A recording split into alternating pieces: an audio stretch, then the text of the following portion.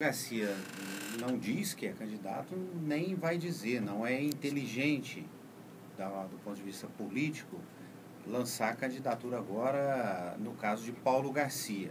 Você tem casos específicos de outros políticos, de outras agremiações, que entendem que este é o momento porque precisam firmar posição.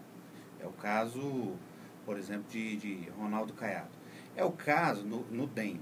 É o caso, por exemplo, também até do próprio governador, que não admite publicamente, mas coloca a sua assessoria para poder alimentar a ideia da candidatura, abrindo uma perspectiva de poder que fortalece o seu próprio governo, a sua própria administração. No caso de Paulo Garcia, ele está assumindo um mandato agora, né, que é o mandato verdadeiramente dele, com uma pauta de ações pela frente muito grande, em vários compromissos feitos na campanha que Paulo precisa cumprir. Agora, o fato dele ter sido eleito no primeiro turno, ter uma interlocução boa com a presidente Dilma, ser do partido que está no poder nacionalmente, ter conseguido alinhar PT e PMDB, ter também uma interlocução muito boa com o Iris Rezende, que é o maior líder do PMDB. Tudo isso faz de Paulo Garcia um nome forte para a sucessão de 2014. Isso é um outro fato. Agora, são coisas que vão sendo alimentadas naturalmente. Paulo Garcia como um nome forte para disputar 2014, a possibilidade de união em torno dele, caso cumpra uma boa administração, será o candidato a governador. Tudo isso é algo que se alimenta naturalmente, ou deveria ser assim. Por que então toda essa celeuma, todo esse trabalho sendo feito agora para apresentar Paulo Garcia como candidato a governador? Cumpre um objetivo muito estratégico para o governo do estado ter Paulo Garcia já como candidato. Por quê?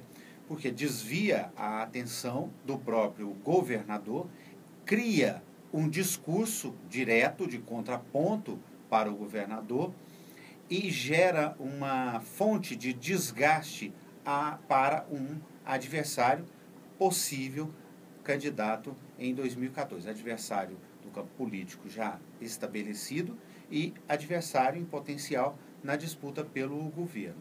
Paulo Garcia, no caso de Marconi Perillo, né, de um para o outro. Olha, Marconi Perillo é alvo de desgaste constante, críticas constantes.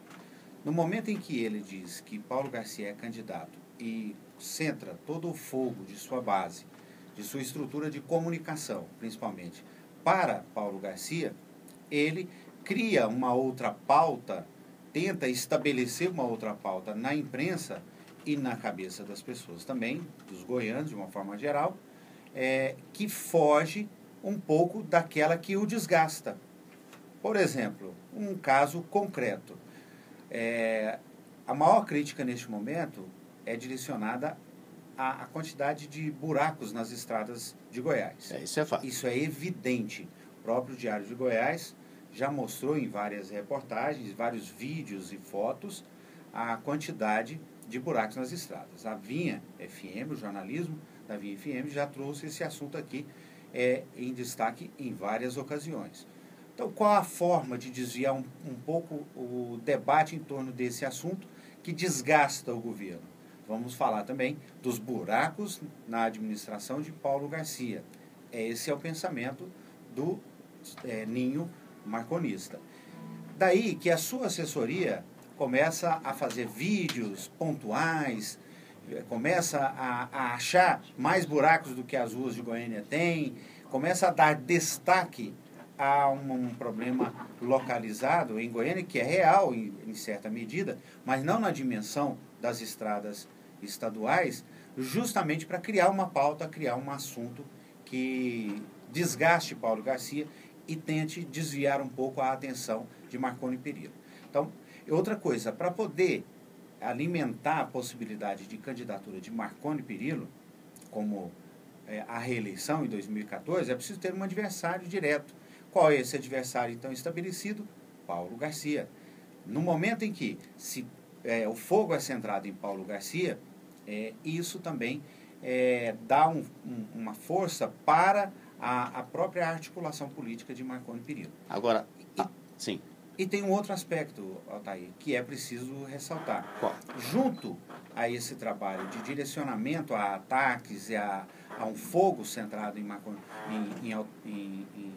Paulo Garcia, ou seja, a estrutura de Marconi fazendo de Paulo Garcia candidato para poder alvejá-lo, tem também uma tentativa de criar atrito entre PT e PMDB, criar atrito para essa aliança petista e PMDBista. Basta olhar os veículos ligados ao governo do Estado para se ver as matérias tentando colocar Rubens Ottoni contra Iris Rezende contra Paulo Garcia, a dona Iris como um ponto de discórdia. Tudo isso é uma tentativa também de criar desgaste para poder atrapalhar a unidade entre PT e PMDB, que ela é uma ameaça real ao poder constituído de Marconi Perillo hoje. Agino Mariano ontem, né, disse que negou essa situação do interesse de Paulo Garcia, até porque não saiu da boca dele esse interesse de ser candidato a governador, e ao reproduzir esse discurso e também ao saber como é o jogo, Paulo Garcia estaria entendendo o que está acontecendo?